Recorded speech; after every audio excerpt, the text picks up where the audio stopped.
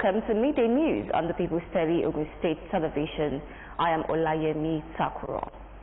The chairman of the Independent National Electoral Commission, Professor Joash Amokpito's son, has emphasized that credible elections are crucial to safeguarding Nigeria's national security and strengthening democratic governance. Amokpito made the remark at the Commission's headquarters in Abuja while receiving a delegation from the Alumni Association of the National Institute for Security Studies, led by its president, Mike Ejiofor. The visit was part of preparations for the association's second annual lecture titled Credible Elections and National Security in Nigeria.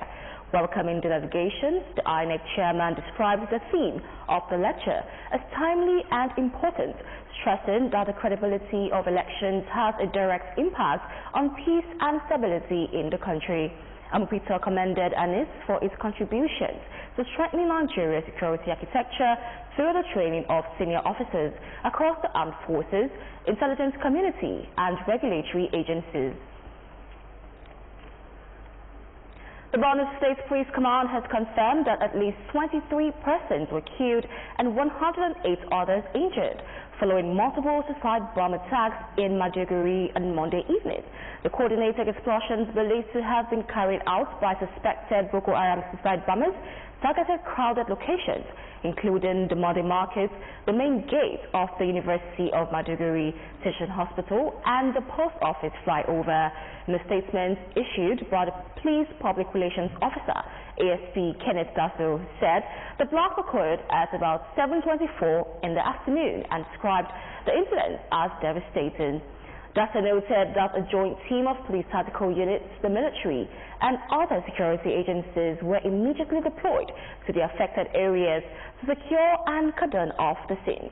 He added that the Police Explosive Ordnance Disposal EOD unit conducted thorough sweeps to rule out further threats. Ogun State House of Assembly, through its Committee on Public Accounts and Anti-Corruption, has commended the State Signage and Advertising Agency, led by the General Manager, Mr. Fola Onifade, for surpassing its revenue target in 2024. Members of the committee, led by the chairman, Honorable Damilare Bello, gave the commendation during the ongoing consideration of the 2024 Auditor General's report on state ministries, departments, and agencies at the Assembly Complex, Okemoso, Abeokuta. The committee, however, directs the agency to provide supporting documents on land and building expenditures, as well as details of planning, monitoring, and evaluation carried out by the agency in the year under review.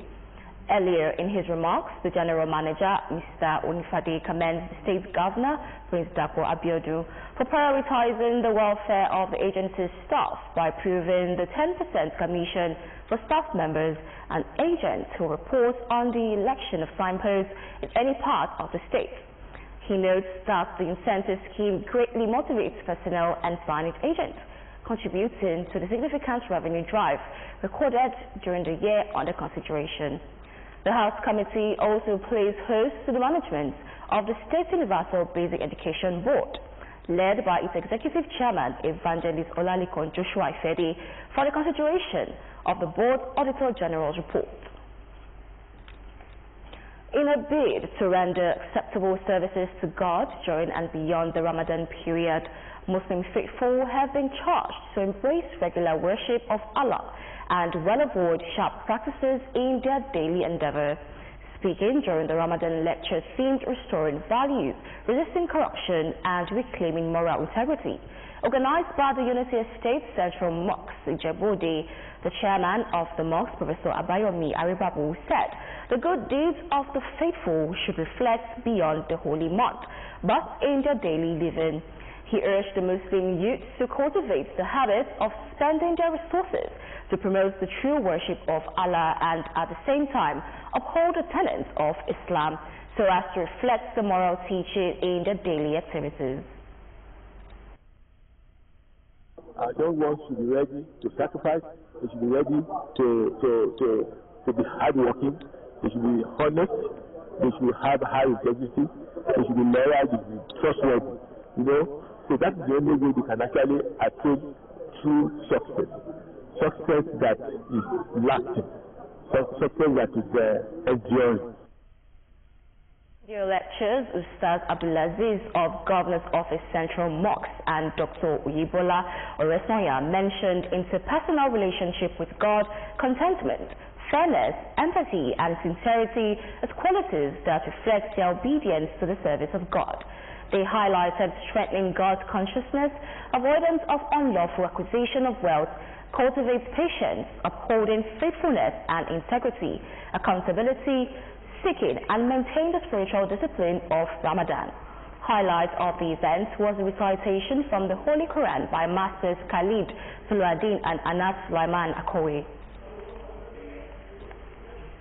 As criminal activities continue to evolve beyond physical spaces into the digital realm, there is need for stronger collaboration between the media and law enforcement agencies to address cybercrime, misinformation and digital abuse. This was a call by stakeholders, media practitioners, public relations officers and security officers on curbing cyberbullying and cybercrimes. In the special report, Margaret Okunola expatiates on the cybersecurity law and its operations. In today's fast-paced digital environment, information spreads within seconds, often faster than it can be verified. While technology has improved communication, it has also in a way created new opportunities for crime as fraud, identity theft, impersonation, cyber stalking and coordinated misinformation campaigns are now perpetrated online, leaving digital footprints instead of physical evidence. For a public relations officer like Tokwe Adaramola, he stated that while freedom of expression remains constitutionally guaranteed, the internet is not a lawless space, as rights must be exercised with responsibility. He emphasized that digital defamation accompanied by malicious intent, persistent harassment or threats could attract criminal liability under the Cybercrimes Act. Cybercrimes could be as little as you sharing contents that are malicious or damaging, which was planted not originally by you, but by somebody else, and we are fond of it, sharing. We share on platforms, shared as received. For as long as you can share whatever you have with the liberty of your phone, where your liberty stops is where somebody else's freedom starts. Some highlight the dangers of anonymous accounts used to spread false allegations, manipulated images and inciting content, warning that such actions can cause reputational damage, public unrest and psychological trauma. It suggested ways to enforce the law professionally and in good faith, while respecting the vital role of the media in a democratic society. It is unfortunate that some of those who are in media too are falling victims of cyber law or cyber bullying. The question now is, how do you orientate or inform or enlighten somebody who doesn't know what it involves, what it embodies, when it comes to cyber problems? The first thing is orientation. What we need is strict adherence to ethical practice. We have been able to see that no man is permitted, even under the natural law. No one is permitted to say things that are not true, that are not real, things that you have not, investigated and verified. Deliberate weaponization of misinformation with the aim of defaming people, destroying a particular people. Speaking with Ogun State Police Public Relations Officer, DSP Oluseyi Babasheyi explains that Nigeria's Cybercrimes Act provides the legal framework to investigate and prosecute offences committed through computer systems and networks. The gazetted copies of this law are out there for us to read through and vet. So I enjoin everyone to read. Defamation of character is a very important offense that has been in our laws before even the Cybercrime Act came. We just extended its application to online platforms and the social media. It's very simple. If you have anything to say say what you can prove, because if you are being sued for it, you should know that you'll be culpable if you can't prove what you had or said. You should act based on facts, and you should be able to back your acts with evidence.